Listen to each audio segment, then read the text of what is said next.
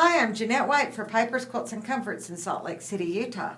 Today we're going to be doing a little tutorial to help you put together this darling little quilt, which is our newest, latest, and greatest. It comes in a kit and all the hem stitching is done for you. You never have to go once to your sewing machine in order to put this together. It's completely done by hand. It's really quick and it's very easy to do. It's a really relaxing, fun project to do. As you can see, this little quilt is completely reversible. We have it in a couple of different colorways. This is a darling collection from Riley Blake by the name of Willow, and then we have another one that we'll be using here today that's also from Riley Blake.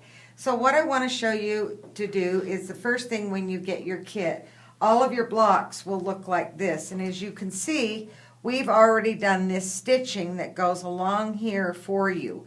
The batting is already in between, and then there's fabric that's the same on the back side. So the first thing you're going to do is you're going to lay your block down, and I'm using an awl, a tapered awl today, and it works really well for this. When we used the regular hem stitching that's usually done on receiving blankets, there were a lot of problems in doing that. So we did this alternative stitch, which we thought worked a lot better. But you do need to use your awl to get the holes just a little bit bigger. It's really quick and really easy to do. So you're going to lay your block down, and I'm using a piece of foam core. We are putting foam core in your kits for you, but you can also use a bolt end or a couple of layers of cardboard if you want to.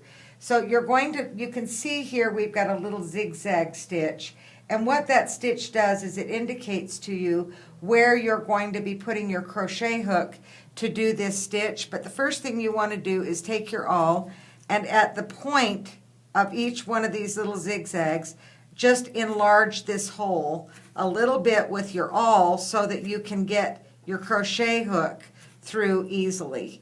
So, and it only takes a minute to do each block. It's kind of a fun thing to do. You can just do it in front of the TV. So once you get those all done, then you're going to take your scissors, and you have to be a little bit careful when you do this because you don't want to cut into your stitching. So be sure that you've got really good light. Now the stitch that we've used, we liked a lot better than the hem stitch for a lot of reasons, but one of them is that there's a lot less fraying. You can see that's a nice clean edge, and you do get a few little frays every once in a while, and you can just clip those off with your scissors. But keep an eye on this outside stitching line right here so that you don't cut into it with your scissors. So I'm just going to finish cutting this side right here, and then we can start crocheting this.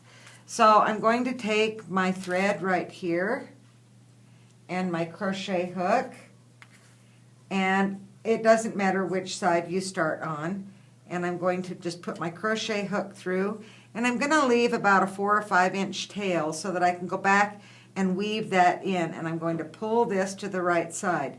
It's just a single crochet. Now the trick with getting this to look really pretty is to keep it very, very loose. And you can see by using that awl, it's just really easy to get your crochet hook.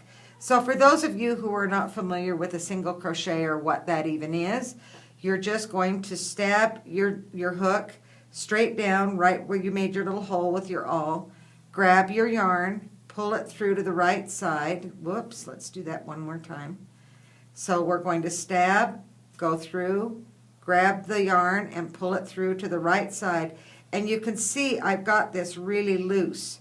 Then wrap the yarn again around the hook from the back to the front and just pull it through both stitches at the same time.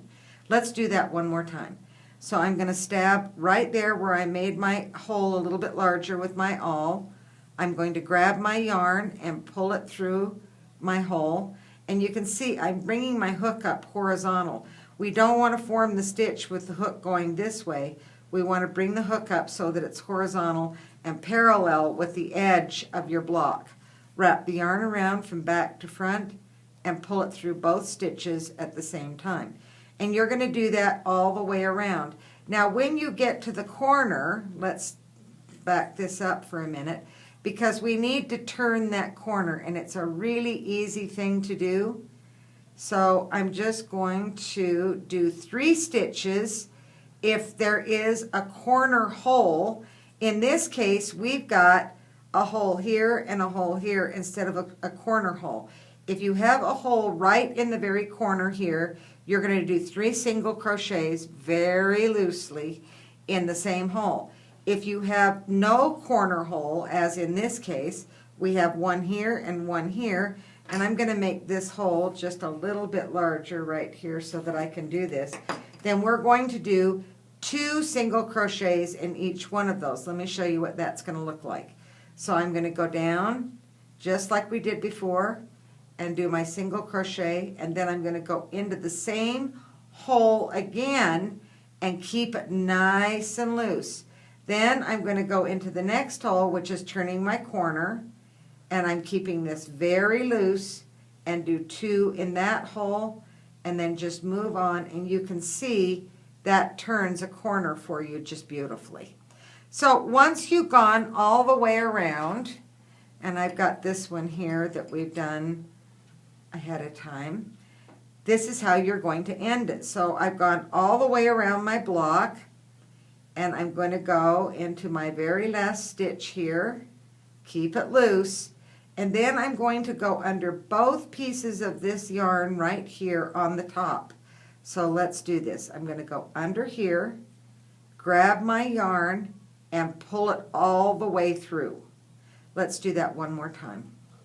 So I'm going to go under the 2 top pieces of yarn right here, and I'm going to wrap it around and pull it through, and then pull the first stitch through the second one. And then I'm going to pull it all the way through. Now to end these tails so that they look nice and neat, and you can see this one's all finished, and you can't even see where I began. Whoops, this one's not finished. This one's finished. So you can see here, you can't even tell where I began and where I ended. And that's a really quick thing to do. So we're going to thread up our needle, and you can use a tapestry needle. Everybody has their own favorite needle. I really like this one. It has a little hook on the end of it so that it makes it easy. So I'm going to just weave this back and forth under those same 2 pieces of yarn that you just did your last stitch in. And you're going to do it for about 6 or 7 stitches and then just cut it. Now on this one I went to my left, so on my second tail I'm going to move to my right. And the reason we're doing that is we want to spread out the bulk and not have so much bulk in one spot. So let me get this one threaded up here. And then I'm just going to weave this underneath the top 2 pieces of yarn right there. And I'm moving this time to my right. And it doesn't matter if you're close to a corner or not. It really doesn't matter where you start and stop this. I wouldn't do it on a corner, but if you're close to a corner, that's perfectly okay. And then you're going to cut this. Okay, let's put 2 of these together. And how you're going to construct this little quilt is you'll have 36 squares, and so it's 6 by 6. So you're going to make 6 rows of 6 squares. And generally how I'd lay it out is I put a little piece of masking tape right on the center of each one of my blocks. Then I lay it out and get it looking the way I want it.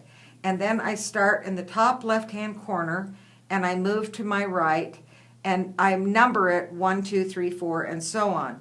I put a circle around the first number of every row and a line underneath the last number of every row so that I have a code that tells me what is a beginning block and what is an ending block, and I don't have to stop and do the math. It's just a really quick, easy way to do it, and it may be helpful for you. So we're going to put these 2 blocks together, and I'm going to show you the construction method for getting these together. So I'm just going to cut a length of yarn that's about 18-20 inches. Then I'm going to pick up 2 of my blocks, and I would have these with numbers on them so I would know what was connecting to what. I'm going to match them up perfectly right here. And I love using these smart clips. They're just great. You don't have to do pinning And sometimes when you pin through this many layers, it'll put such a big ripple in it that it'll distort the match. So these work just great. You can just clip them on there like little baby clothespins. And I use these for a lot of things. I really like them. So I'm going to go again under the very same 2 pieces of yarn right there that we did before when we just wove in the tails. And I picked up 2 right there. And then I'm going to leave a tail here that's about 2 or 3 inches long, and I'm going to hold that because I'm going to incorporate that into this seam, and then I don't have to go back and weave it in again. So I'm just going underneath these 2 little pieces of yarn on the very top. Now, these should come out just perfect. You should have exactly the same number, but every once in a while you don't.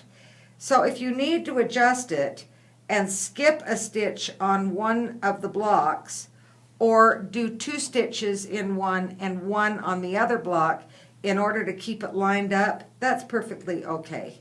So you can see here I'm holding this tail and I'm just doing this little whip stitch right on top of it. When we designed this, we originally thought that we would be crocheting these little blocks together, and we tried several different methods of doing it, but it really added way too much bulk. And this is really nice and professional and flat and smooth. And now I've gone far enough, which is about 1.5 inches, that I can cut off this little tail. And now I don't have to weave that in when I get done. It's all done. I don't know about you, but I don't like weaving in tails. It's my most unfavorite thing to do. So if there's a way to do it as I go along, I'm all for it. So I'm going to take 1 or 2 more stitches here, and then I'm going to take these clips off and show you what this looks like.